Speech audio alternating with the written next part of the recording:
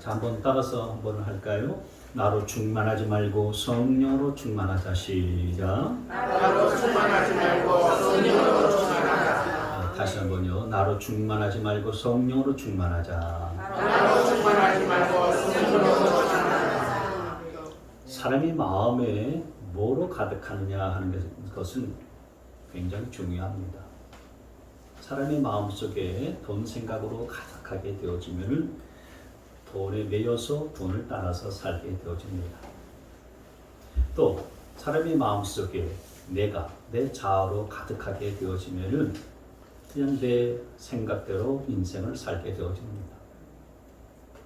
내 생각대로 그리고 내 실력대로 내 능력대로 인생을 사는 것은 한계가 있지요.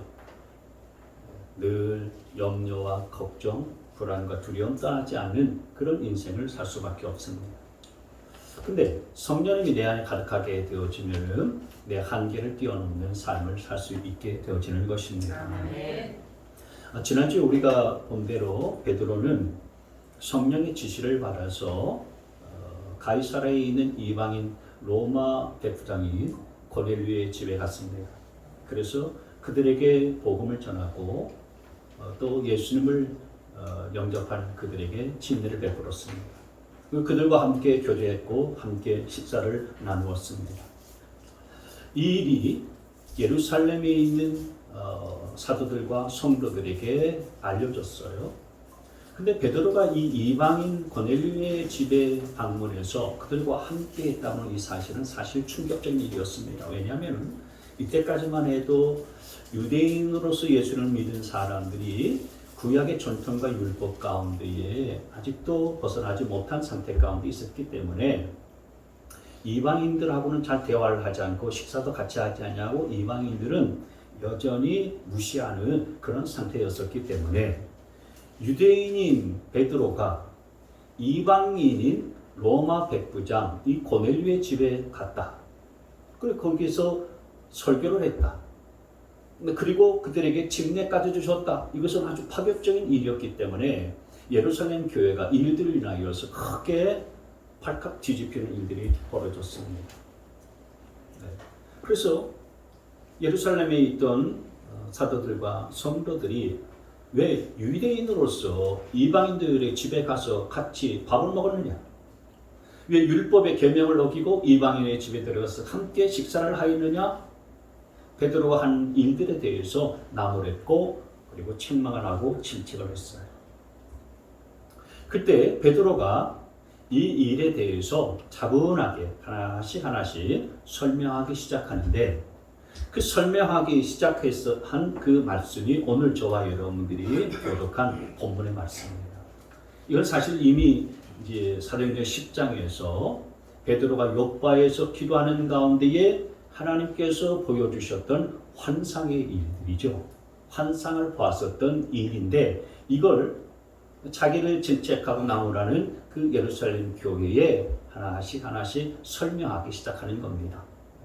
내가 욥바에서 기도할 때에 환상을 봤다는 거예요. 어떤 환상을 보게 되어졌냐면은 하늘에서 큰 보자기가 내렸는데 그 보자기 안에 뭐가 담겨 있는 거예요. 뭐가 담겨 있었느냐?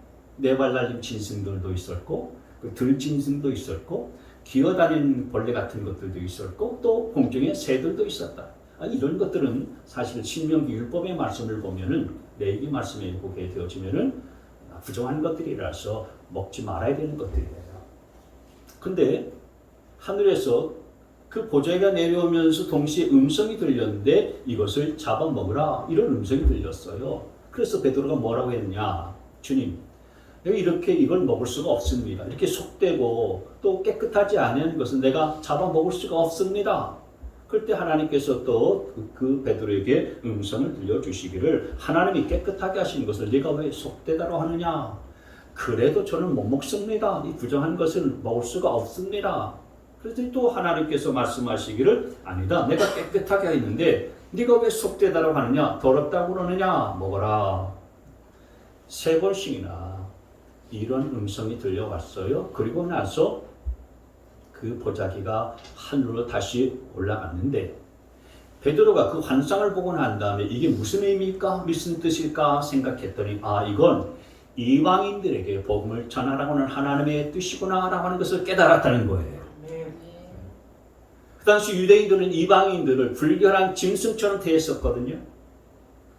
그런 이방인들이기 때문에 저들에게는 구원이 없다 이렇게 생각을 했었는데 그 불결한 부정한 짐승을 잡아먹으라는 음성이 들린 것은 유대인들이 불결하고 부정한 짐승처럼 대했었던 그 이방인들에게도 복음을 증거해서 그들에게 그들을 구원받도록 하라라고 하는 그런 하나님의 뜻이라고 베드로는 깨달았다는 거예요. 그리고 그 하나님의 뜻을 깨닫고 발견하고서 이방인 고넬료 백부장의 집에 가서 이제 복음을 전했다라고 하는 것입니다. 근데 더 놀라운 것은 그렇게 복음을 증거할 때에 성령이 그 이방인 고넬료의 집에 내렸다라고 하는 거예요. 그래서 여기 15절 말씀에 보시면은 내가 말을 하기 시작하니 성령이 처음에 우리에게 내리시던 것 같이 그들에게도 내리셨습니다. 성령이 처음 내릴 때는 사도행전 2장에 오순절날 성령이 기도하는 제자들과 성도들 가운데 내렸잖아요.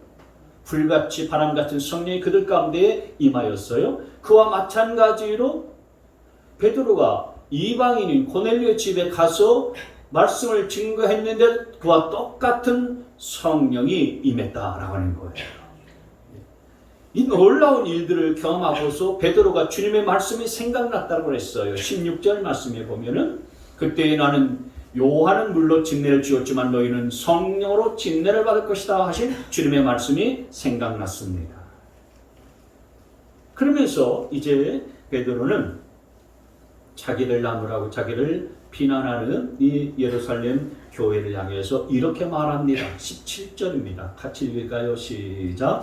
그러므로 하나님께서는 우리가 주 예수 그리스도를 믿을 때에 우리에게 주신 것 같은 선물을 그들에게 주셨는데 내가 누구이기에 감히 하나님을 거역할 수 있겠습니까? 그러니까 베드로는 할례를 받은 유대인들이 우리가 예수님을 주인으로 그리고 그리스도로 그렇게 믿을 때에 성령을 선물로 주셨는데 그와 똑같이 이제 할례를 받지 아니하는 이방인들에게도 성령을 부어 주셨으니 이건 하나님께서 행하신 일입니다. 누가 그 하나님의 행하신 일들을 막을 수 있겠습니까? 라고 이렇게 이야기를 했던 거예요. 그러니까 이 모든 일들은 내가 내 뜻으로 한 것이 아니라 하나님의 뜻 가운데서 되어진 일이다 라고 그렇게 이야기하는 것입니다. 그래서 베드로의 이런 자세한 설명을 듣고서 그 베드로를 비난하고 베드로를 질책하고 나무랬었던 예루살렘 교회가 잠잠해졌어요.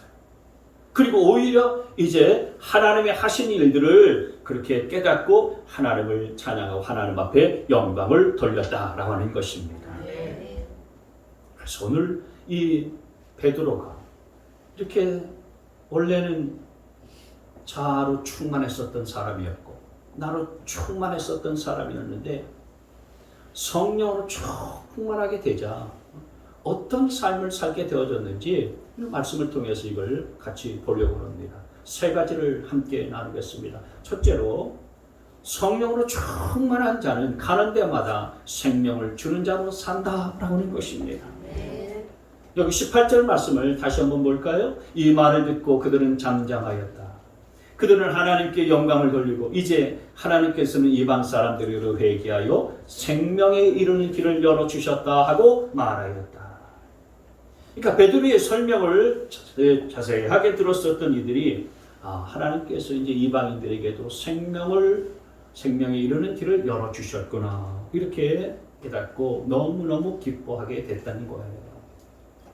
여러분 베드로는 어디를 가든지 생명을 주는 자로 살았습니다.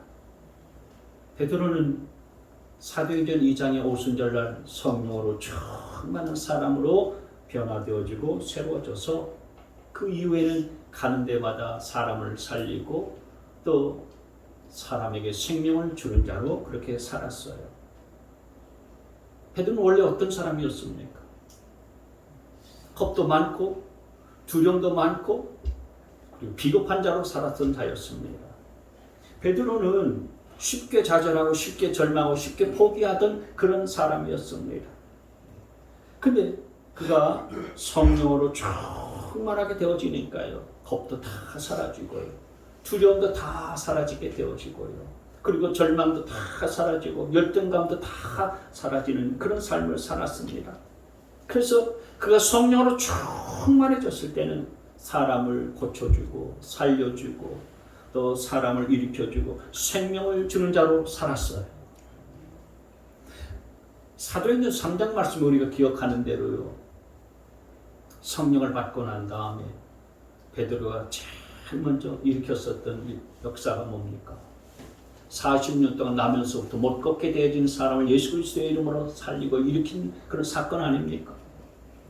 그리고 사도행전 5장 말씀에 보면 수많은 병자들이 이제 나면서부터 못 걷게 된 사람이 일어났다라고 그러니까요, 병자들이 막 길거리에 떼를 지어 와가지고요, 혹시 베드로가 지나가면 그림자로 덮일까 하면서요, 길거리에 눕는 그런 능력의 사람이었을 거예요. 예루살렘 근처에 이 소문이 퍼져가지고 수많은 예루살렘 부근에 살던 많은 병자들과 귀신 들리는 사람들이 다 베드로 앞에 나왔을 때 베드로가 그들을 다 고쳤다. 사도행전 5장에 그런 기록이 나와 있어요.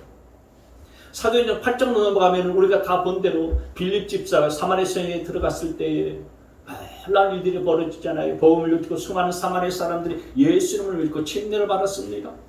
이 소식을 듣고서 예루살렘 당시에 있었던 베드로가 요한과 더불어서 그 사마리아 성에 내려갔어요.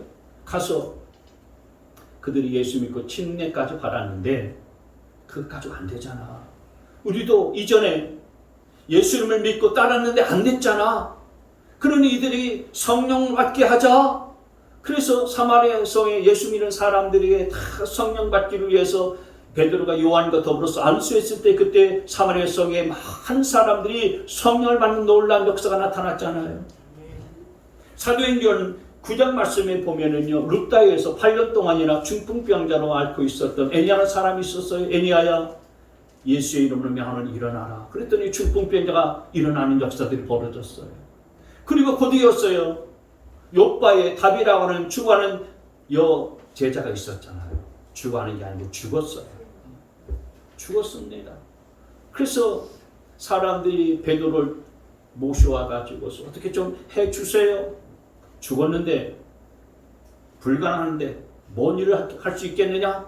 그러지 아니하고 달려갔습니다. 그리고 죽은 다비다를 향하여서 다비다야 일어나라 외쳤더니요, 그 다비다가 일어섰지 않습니까? 살아났습니다.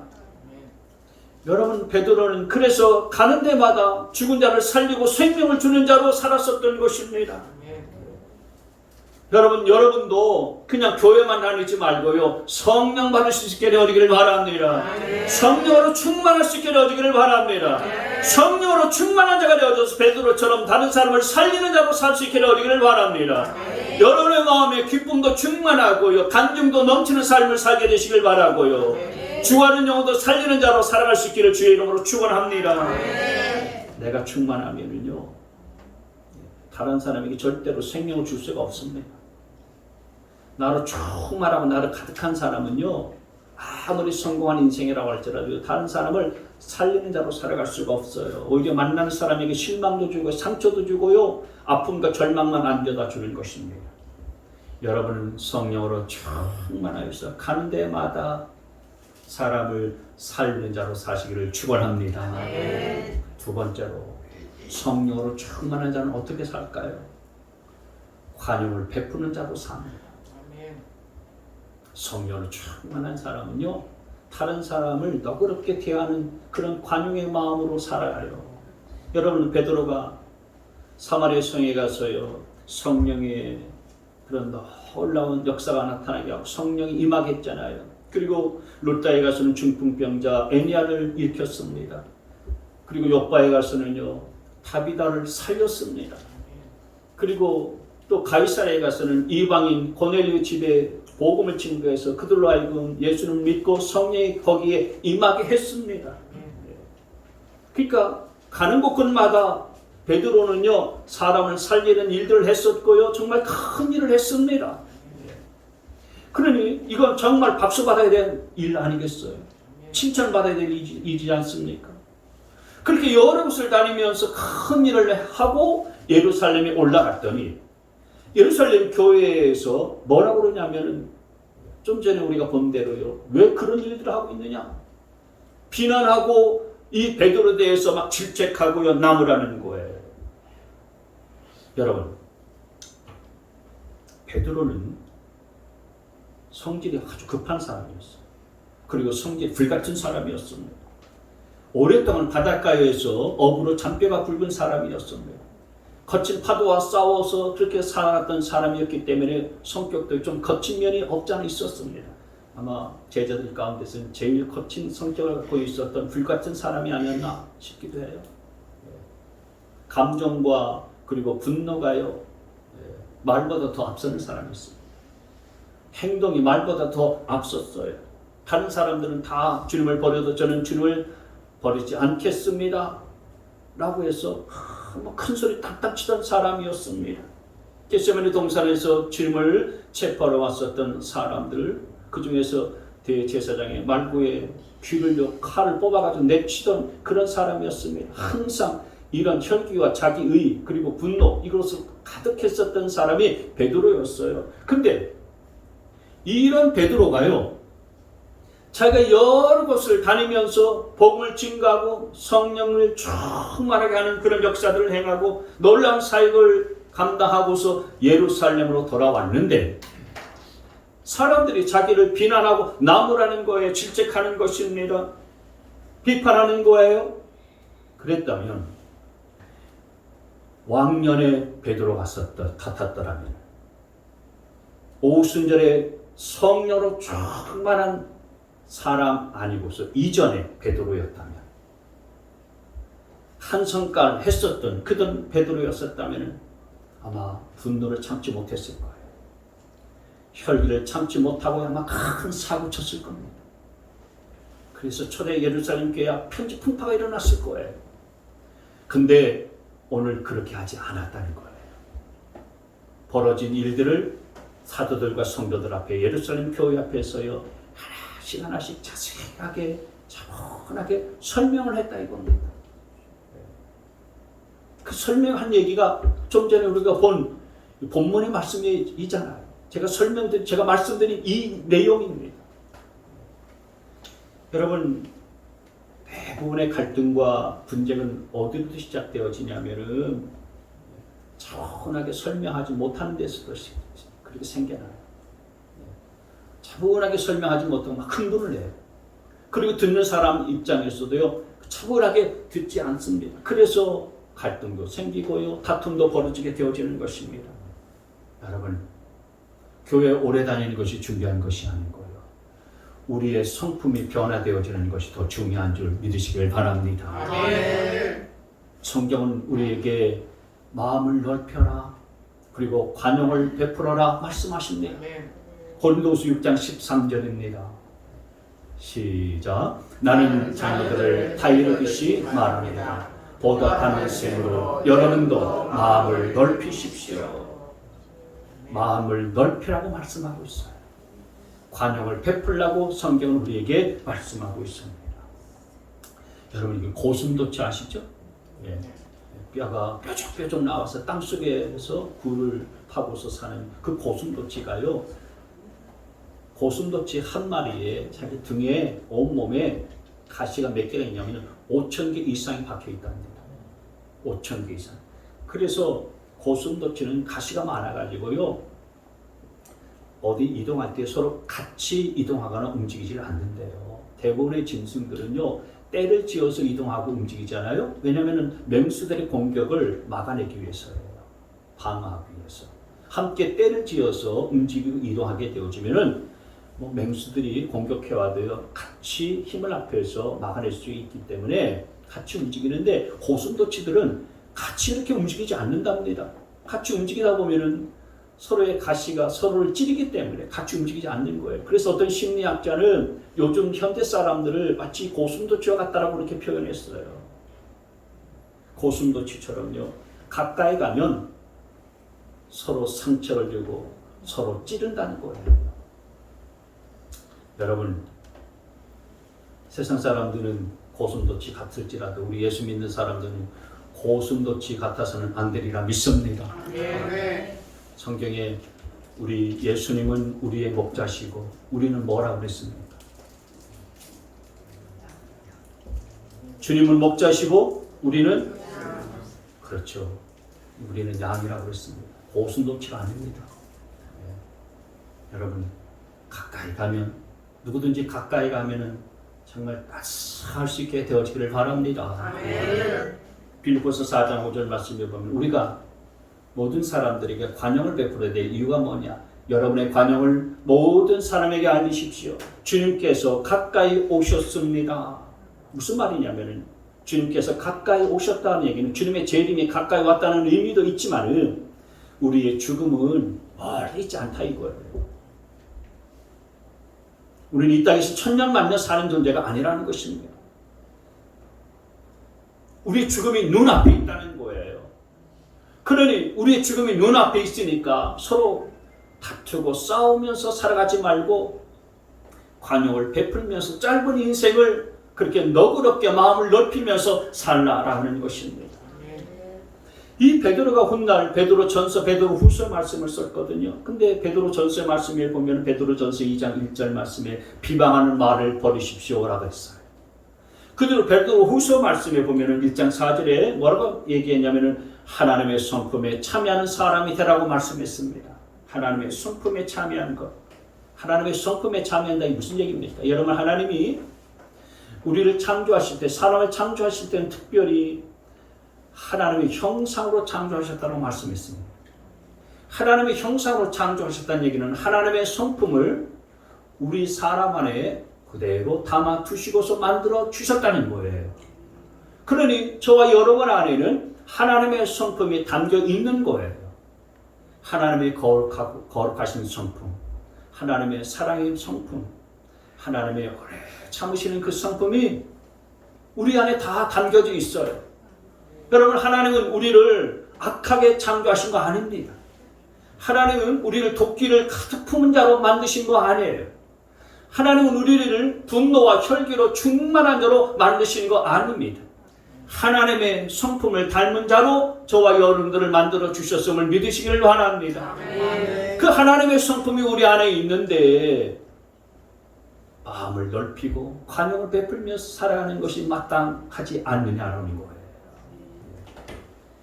야고보서 3장 10절 11절 야고보서 말씀에 보면 이 마을에 관한 말씀들이 많이 있는데 이 3장 10절 11절 말씀에 보면 또 같은 입에서 찬양도 나오고 저주도 나옵니다.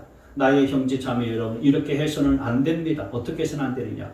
샘이 한 구멍에서 단물과 쓴물을 낼 수 있겠습니까? 여러분 샘에서는 단물이 나오든지 아니면 쓴물이 나오든지 하는 거예요. 한 샘에서 단물과 쓴물이 같이 나올 수는 없는 것입니다. 우리의 입술은 하나님을 높여드리고 하나님을 찬양하고 다른 사람들을 참 축복하고 격려하는 입술이 되어야 된다라고 하는 것입니다. 한 입술 가지고서 어떻게 교회 와서는 하나님을 찬양하는 입술이고 나가서는 그냥 다른 사람을 저주하는 입술이 되면 되겠느냐? 여러분 우리의 입술은 항상 교회 안에 있든지 교회 밖에 있든지 간에 하나님을 찬양하고 하나님을 송축하고 다른 사람을 축복할 수 있는 입술이 될 수 있기를 바랍니다. 잠언 말씀에 우리가 아는 말씀이잖아요. 이 말씀 시작. 죽고 사는 것이 혀의 힘에 달렸으니 혀를 잘 쓰는 사람은 그 열매를 먹는다. 혀를 잘 써야 된다. 어떤 분은 나는 이 입이 문제야. 그런 분들이 있잖아요. 나는 이 입이 문제야. 참 근데 입이 문제인 걸 알면서도 그 잘 안 고쳐집니다. 여러분 잘 안 고쳐져도요. 고치려고 계속해서 애를 쓰고요. 노력을 기울여야 됩니다. 그래서 여러분 우리의 입이 바뀌고 우리의 혀가 바뀌고 우리의 말이 바뀔 수 있게 되어지기를 축복합니다. 같이 따라서 하겠습니다. 축복의 말만 하겠습니다. 사랑의 말만 하겠습니다. 세워주는 말만 하겠습니다. 기죽이는 말 하지 말고 그 사람 세워주는 말만 하겠습니다. 덕스러운 말만 하겠습니다. 시작. 덕스러운 말만 하겠습니다. 시작. 여러분, 나로 충만하면 그런 말 할 수 없어요. 그러나 성령으로 충만하게 되어지면은요, 우리가 입술에 변화가 생기고요, 관용의 마음이 생기고요, 그리고 참 우리의 성품도 변하기에 저와 여러분 모두가 다 성령으로 충만한 자가 되어 살아갈 수 있기를 축원합니다. 세 번째로 성령이 충만한 자는 상황을 보지 않고 하나님을 바라보면서 살아가요. 여러분, 베드로는 이방인 고넬료를 만나게 된 이 일이 자기의 계획도 아니고 자기의 뜻도 아니었고 하나님의 순전한 뜻이었다는 사실들을 얘기하잖아요. 베드로도 원래는 유대인이지 않습니까? 유대인으로서 주님을 만나서 주님의 제자가 되었었고요. 그리고 성령 받은 자가 되어졌었던 거죠. 그렇기 때문에 유대인으로서 자신의 입장을 딱 생각해 보면요, 유대인으로서 이방인 고넬료 집에 갈 계획도 없을 거예요. 갈 뜻도 없어서 그런 마음도 없었어요. 성령께서 그렇게 시키시니까 가게 됐었던 거죠. 기도 중에 하늘에서 큰 보자기가 내려온 환상을 봤지 않습니까? 이방인을 상징하는 그 네발 달린 짐승들, 그리고 들짐승, 그리고 기어다니는 것, 공중의 새들, 이 부정한 것들을 잡아먹어라.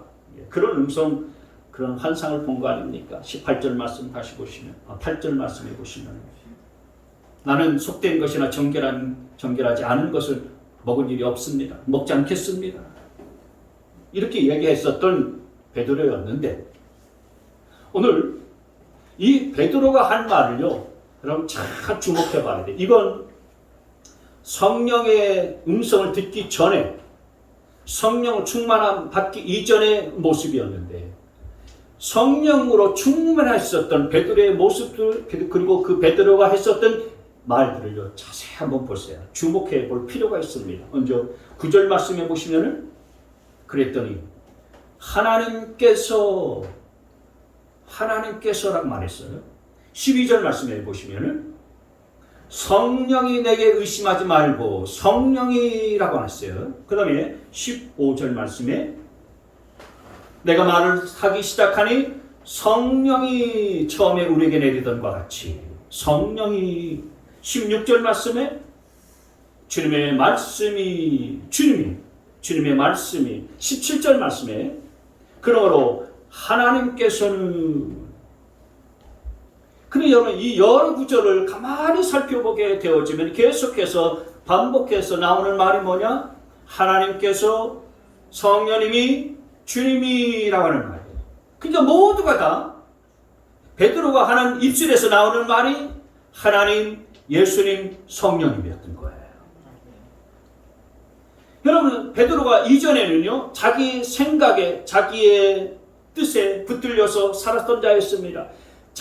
나로 가득했었던 삶을 살았던 자였어요. 나로 충만한 삶을 사는 자였습니다. 내 생각에는 나는 다른 사람을 몰라도 주님을 떠나지 않습니다. 나는 그러합니다. 라고 자아로 충만하고, 그리고 나로 가득했었던 삶을 살았었던 자였어요. 그랬었던 베드로가 사도행전 2장으로부터 소순절에 성령으로 충만한 사람이 되고 나서부터는 완전히 달라졌습니다.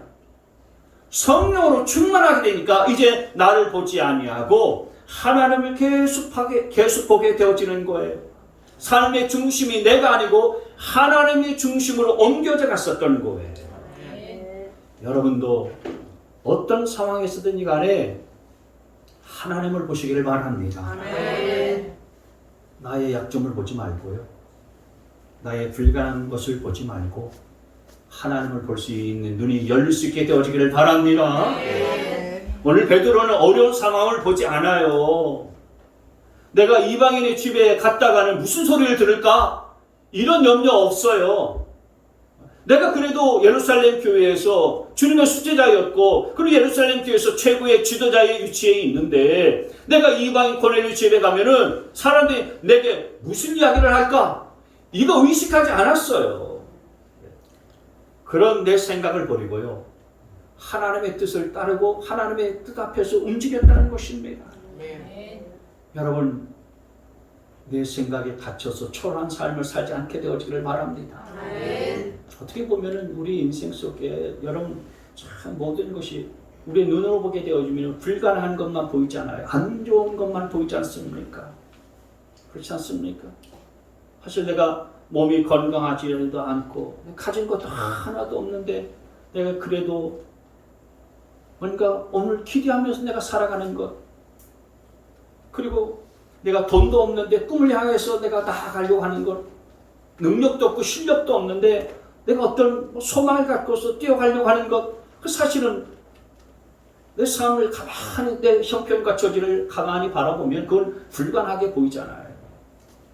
그런데 내 생각으로 가득하지 않고 성령으로 가득하게 되어지면 불가능하게 보이는 그것이 문제가 되지 않는다 얘기인 것입니다. 도전할 수 있게 되어지는 거예요. 시도하게 되어지는 것입니다. 제2차 세계대전 때에 영국의 수상이었었던 윈스턴 처칠이 이런 얘기를 했어요. 비관론자는 매번 기회가 와도 고난을 본다. 그러나 낙관론자는 매번 고난이 찾아와도 기회를 본다. 여러분, 매일 나를 바라보면서 나 자신만을 바라보면서 불안하고 절망하는 인생을 사시겠습니까? 아니면은 나의 상황이나 나를 보지 아니하고 하나님 바라보면서요 희망을 갖고 기대를 걸면서 사시겠습니까? 나를 바라보면서 걱정과 염려에 빠져서 살아가지 마시고요. 내 인생을 시작하게 하시고 나를 건져주시고 내게 생명 주신 하나님을 바라보면서 소망과 기대를 갖고 살아가는 저와 여러분 되시기를 축복합니다. 여러분, 내가 부족한 건 하나님도 다 아세요. 내가 모자란 거 하나님이 다 아십니다. 내가 실력 없고 능력 없고 이 문제 하나 제대로 처리하지 못하는 너무나도 약한 자인 것을 하나님은 다 아세요. 그럼에도 불구하고 하나님은 나를 돌보시고 나를 책임지시는 내 아버지라는 사실들을 믿으시기를 바랍니다. 오늘 베드로가 사마리아에 가서 성령이 임하게 하고 고넬료 집에 가서도 역시 성령이 임하게 만들고 가는 데마다 생명을 주고 또 성령의 역사를 일으키고, 그거 원래 베드로의 모습 아니었어요. 원래 성령 받기 전에 베드로의 모습은 그런 모습 아니었습니다. 베드로는 성령 받기 이전에 성령으로 충만하기 이전에는요 아주 초라한 그런 삶을 사는 자였습니다. 겁쟁이였습니다. 자기 목에 칼이 들어오려고 하니까요 주님을 배신하고 3년 동안 주님을 그렇게 목숨 내놓고서 쫓아가겠습니다 했었던 주님을 한순간에 배신했었던 비겁한 자였고요 배반자 아니었습니까? 그러나 그렇게 연약한 자였었고요 그렇게 배신 때리고요 주님의 등을 쳤었던 자였지만은 그런 약한 자를 주님께서는 강한 자로 성령을 부어주셔서 쓰신 줄 믿으시길 바랍니다. 그러니 여러분, 약점이 많습니까? 괜찮아요. 약점 많아요? 저도 약점 많습니다. 내 충만함을 버리고요 성령으로 충만하시면 되는 줄 믿습니다. 성령으로 충만할 수 있게 되어지기를 사모하시고 기도할 수 있게 되어지기를 바랍니다. 그래서 내 한계 속에 갇혀서 살아가지 말고요 내 한계 속에 갇혀서 염려, 근심, 걱정, 두려움에 붙들려서 살아가지 마시고요 정말 베드로처럼요 성령으로 충만한 자가 되어져서 성령의 불을 붙이는 자로 살고요 남도 살리는 자로 살고요 삶 속의 기쁨과 찬송과 감격이 넘치는 자로 살고요 죽어가는 자도요 생명을 주는 자로 살아갈 수 있는 여러분 되시기를 축원합니다. 내 현실이 초라하게 느껴집니까? 여러분, 내 현실이 초라한 거 그거 괜찮습니다. 상관없습니다. 베드로도 현실은요 초라했어요. 베드로가 무슨 고대 광실 같은 집에서요 태평 성대를 누린 인생 아니었습니다.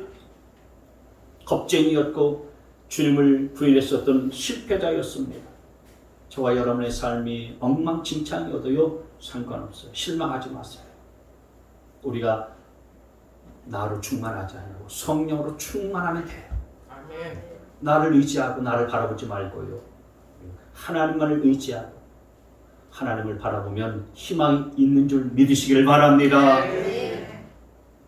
베드로를 쓰신 하나님은 가장 연약하고 보잘것없는 베드로와 별반 다를 바 없는 저와 여러분도 쓰신다는 사실들을 믿으시기를 바랍니다. 아멘. 나를 바라보면서 절망하지 말고 실망하며 살지 말고요. 성령으로 충만해서 기쁨이 넘치는 자로 살고요. 기대가 넘치는 자로 살아갈 수 있게 되어지기를 바랍니다.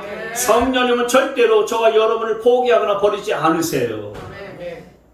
제가 한때 목회 길들을 포기한 건 아니었지만 목회의 힘을 잃어버리고서 하나님이 나를 버리셨나? 하나님이 더 이상 나를 사용하시지 않으시려나 보다. 이제 내 인생은 어디로 가는 것일까? 그렇게 좌절에 빠지고 시기에 빠져서 깊은 우울감에 휩싸였던 적이 있었어요. 그때 제가 목회의 길들을 집어치운 것도 아니었을 거예요. 하나님을 안 믿는 것도 아니었는데 완전히 모든 삶의 의욕도 완전히 바닥을 치고 있었습니다. 자신감도 다 떨어지고 사라졌습니다. 근데 그렇게 저의 마음과 생각들이 완전히 메말라 버리고요. 그리고 완전히 모든 영적인 상태가요 바닥을 헤매고 있을 때에 그때 어느 날 한 집회에서 성령 체험을 했어요. 그때 그날 밤에 아직도 생생합니다. 성령님께서 기도 가운데 깊은 회개의 기도 가운데 성령님께서 제게 들려주셨던 한 음성이 있었어요. 그게 뭐냐면은 내가 너와 함께하마. 내가 너와 함께한다. 그 성령님의 음성 앞에요 제가 완전히 무너졌습니다. 한없는 눈물을 쏟았어요. 회개와 자복과 통회의 눈물이었습니다. 한평생 흘려야 될 눈물을요 그 자리에 그 순간에 다 흘렸어요. 그냥 눈물이 강물처럼 바다를 이루어가지고요 제 머리도 발끝을 다 적셨습니다. 성령께서 제가 들려주신 음성이 내가 너와 함께한다. 그 음성을 다 듣게 되어지니까요 온 몸에 전율이 흐르는 거예요. 전율. 그날 이후로 완전히 제 모든 목회의 의욕도 사라지고요 우울감에 휩싸였었던 제게 영적인 자신감이 생겼어요. 그래요. 성령께서 나와 함께 하시는데 다른 아무것도 없어도 괜찮아. 상관없어. 걱정, 근심되는 거 없었어요. 아무것도 염려되는 것이 없었습니다. 앞날에 대한 걱정, 두려움들 다 사라지고 떠나갔어요. 영적인 자신감을 성령께서 제게 확 불어넣어 주셨습니다. 그렇습니다. 주님이면 성령이면 모든 것이 다합니다. 모든 것이 다예요. 모든 것이 다합니다. 그런 고백을 드렸습니다. 여러분들도 그렇게 될 수 있게 되어지기를 축복합니다. 아멘. 나로 충만한 자가 되지 마시고 성령으로 충만한 자가 되어져서 다른 사람에게 생명을 주는 자로 살고 관용을 베푸는 자로 사시고 그뿐만 아니라 나의 상황을 바라보면서 절망에 빠져 시름시름하면서 살아가지 마시고 하나님을 바라보면서 기대하는 자로 살아갈 수 있게 되어지기를 축원합니다. 같이 한번 따라서 하겠습니다. 나로 충만하지 말고 성령으로 충만하자. 시작. 나로 충만하지 말고 성령으로 충만하라. 옆 사람에게 나로 충만하지 말고 성령으로 충만합시다. 시작. 나로 충만하지 말고 성령으로 충만하라. 할렐루야.